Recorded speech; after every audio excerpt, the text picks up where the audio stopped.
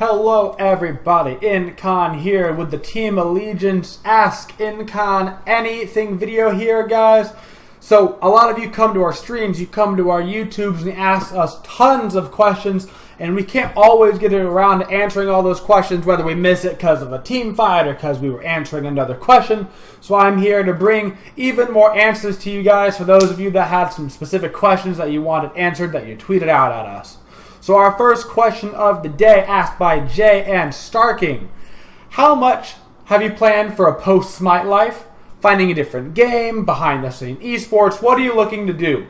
That's actually a great question. So one of the big things with esports is you basically have two different types of people in esports.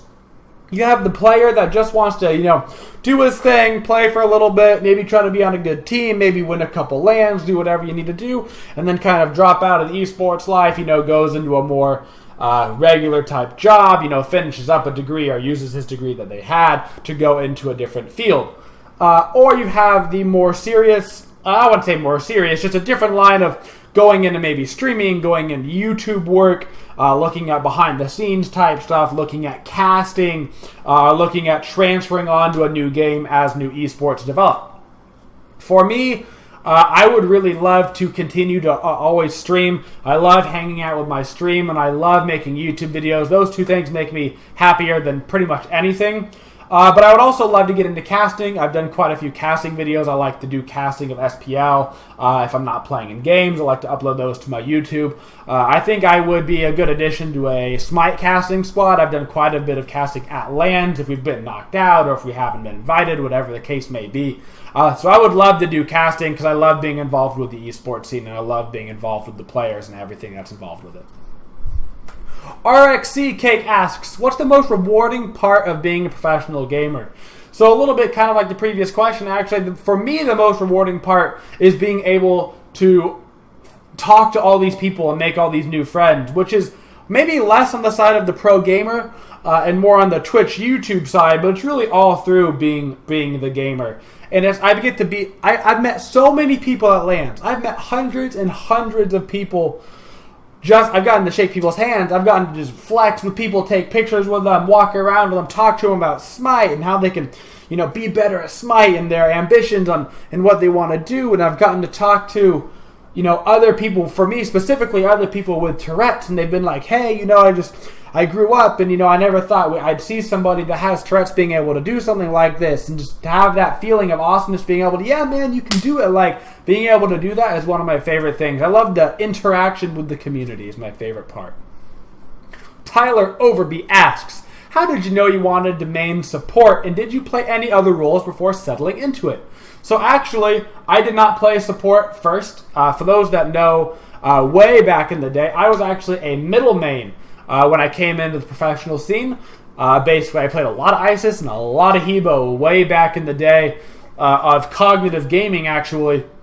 I was on one of the more original cognitive gaming squads with Xing, bringing me into the professional gaming scene. And the reason why I got into support is actually because our support player left, Jaja, for those I remember way back then. Jaja left. We found a new mid player, Nick Jr., good old Nick Claus, you know what I'm saying, Santa Claus Nick.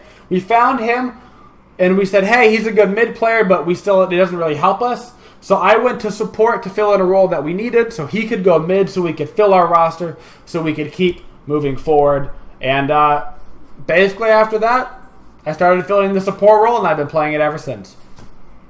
Don4Life asks, what do you think about Aphrodite, and can she be a support with her new passive? So this is one of the things I tested immediately upon the patch with Aphrodite. I wanted to check her out, see how strong she was.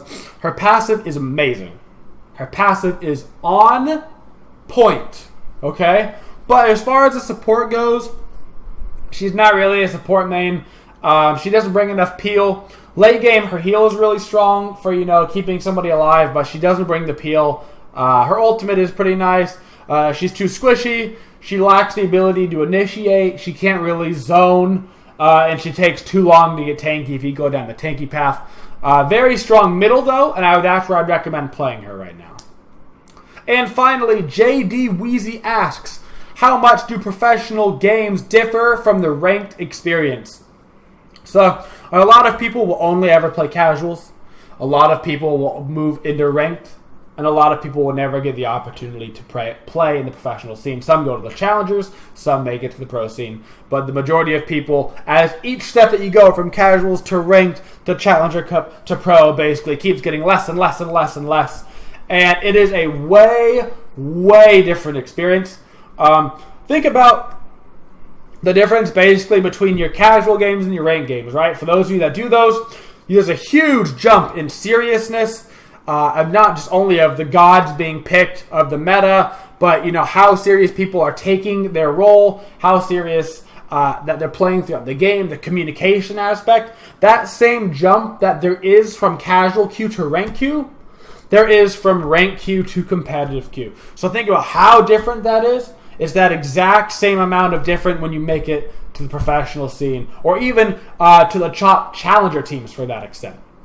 So thank you guys for watching the video. I hope you learned something today. We're going to be doing more of these videos, guys, here with our Team Allegiance members. So don't forget to be asking questions for Team Allegiance to let them know whatever you guys need answered. And thank you guys for watching the video. And as always, have a twitching day, y'all.